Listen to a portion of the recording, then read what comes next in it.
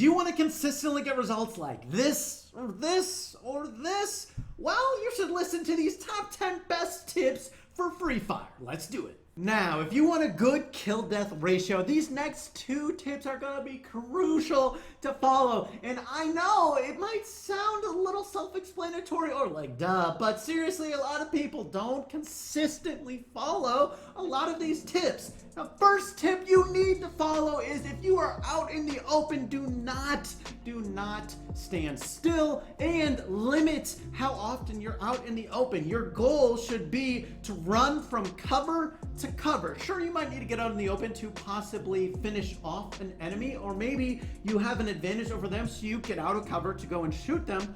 Fine, but if you do so, make sure you continually move, or else you might get easily headshot by someone who's really taking their time to aim carefully on you. But really, tip number 2 is the secret to that awesome kill-death ratio, which is you need to see the enemy without you being seen. I know, crazy, but in Free Fire, this is super important, and honestly the main reason you will die is the enemy sees you and you don't actually see them. Bam, all of a sudden you get shot in the head once or twice and you're just dead, and that only happened because they saw you while you're probably out in the open. So your goal every match should try to be to get in a good spot behind cover where you can see a good amount of the map even though you are behind cover. You can look around walls by moving your camera or looking around other angles, and then when that enemy pops out, they're no longer in cover, you go ahead, you pop up out of your cover, bang, bang, bang, maybe you put down a glue wall, whatever you need to do. In other words, this is called peeking. If you can peek shot your enemies way more often than they're doing it to you, you're gonna do amazing. Tip number 3, while it is mode specific, it's still very important, and that's stick close to your teammates, especially early on in fights.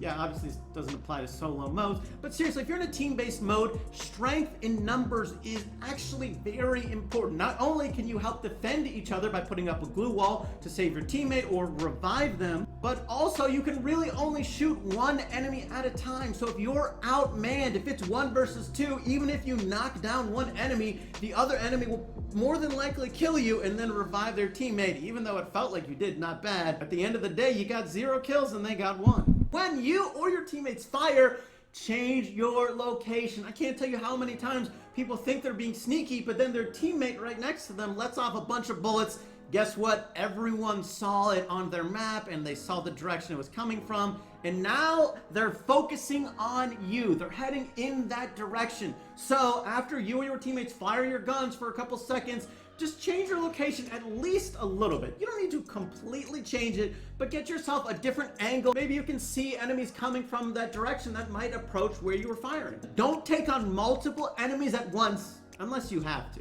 Obviously, sometimes you have no choice. But seriously, if you notice that there are 2 enemies heading towards you and you're the only one around yourself, you need to become very sneaky or start slowly backing away. Because more often than not, even if you take down one of those enemies, that other enemies, you know, of course, noticed you firing your gun and their teammate dying, so they're gonna come over and help their teammate, and you probably took some damage, so now they have more health than you. They also have a full ammo clip ready to fire at you. It's very difficult to win those situations consistently. Not that it can't ever happen, but consistently, the smart play is to back away, or at minimum get very sneaky. Tip number 6, use your glue walls. Glue walls are so crucial. Remember tip number 1, if you're out in the open, keep on moving. Well, one way to make cover for yourself is use those glue walls. If you're forced into a situation where you have to go out into the open, a lot of times it's a good idea to just place that glue wall down, even if you don't exactly see an enemy, because what this will allow you to do is you can now hide behind that glue wall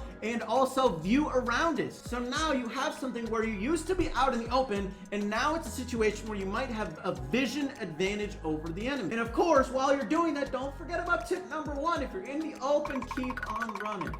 While I did mention there's strength in numbers and to try not to take on too many enemies at once, if you do want to do that, the way to do it is tip number 7, and that's headshots, headshots, headshots. Headshots are the key to winning any battle, even if you have a vision advantage, as in you see the enemy before they see you and you start firing at them. If they headshot you before you headshot them, they probably win more often than not. Headshots can give an insane damage boost whenever you do it, and it can honestly feel like cheating sometimes. Some weapons just hit you once in the head, boom, you're downed, and it feels terrible. So please, whenever you are aiming, always try to go for headshots. Sure, you're not gonna get it all the time, but if you get in the habit of aiming for headshots every single time you aim, eventually your aim is gonna slowly improve. Right? So you'll also start getting more and more headshots, and your kills will become a lot easier once you can do that. Tip number 8, figure out your best play style and mostly stick to it. I say mostly because it's just a game and you should have fun and try other stuff. But you should also figure out what you're best at. Maybe that's sniping. Maybe that's being short to medium range with some machine guns. Or maybe you're more of a medium range assault rifle guy. Or maybe you're a shotgun guy in point blank, you're a run and gun. All those playstyles are very different, and it's gonna be difficult to be good at all of them, and they all require different sorts of mechanics and also just different approaches to the game. For me personally, even though shotguns and snipers are fun for me, and on maybe the appropriate map I can pull it off, more often than not better in mid-range towards enemies where I can try and get a vision advantage on them. I'm running out of cover to peek shot them real quick and then going back in. But to be honest, I tend to struggle a little bit once it's in those really, really short range fights.